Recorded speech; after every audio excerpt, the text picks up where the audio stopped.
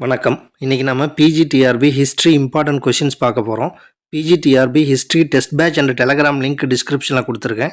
Interest இருக்கவங்க join பண்ணிக்கோங்க.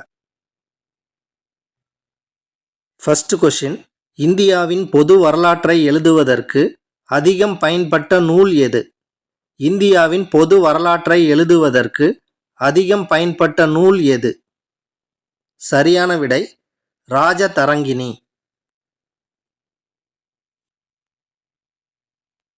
Second question, யோக சாத்திரம் என்ற நூலை எழுதியவர் யார்? யோக சாத்திரம் என்ற நூலை எழுதியவர் யார்? சரியான விடை ஹேமச்சந்திரா. தேர்ட் கொஷின், குவாலியர் கல்வெட்டு யாரை பற்றி குறிப்பிடுகிறது? குவாலியர் கல்வெட்டு யாரை பற்றி குறிப்பிடுகிறது?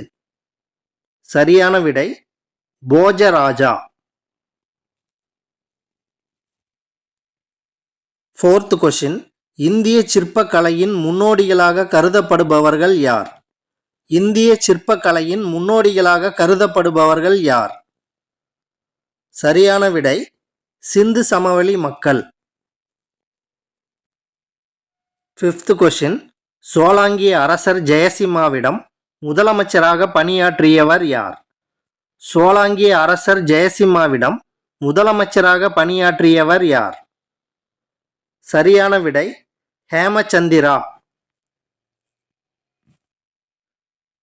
சிக்ஸ்த் கொஷின், யாருடைய குறிப்புகள் இந்திய வரலாற்று புவியியலை புரிந்து கொள்ள உதவியாக உள்ளது?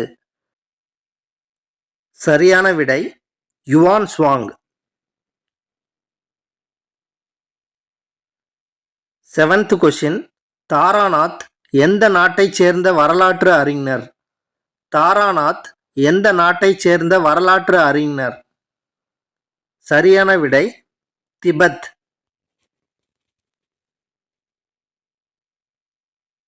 எய்த் கொஷின், புத்தர் மற்றும் மகாவீரர் காலத்தில் எந்த மொழி மக்களின் மொழியாக விளங்கியது?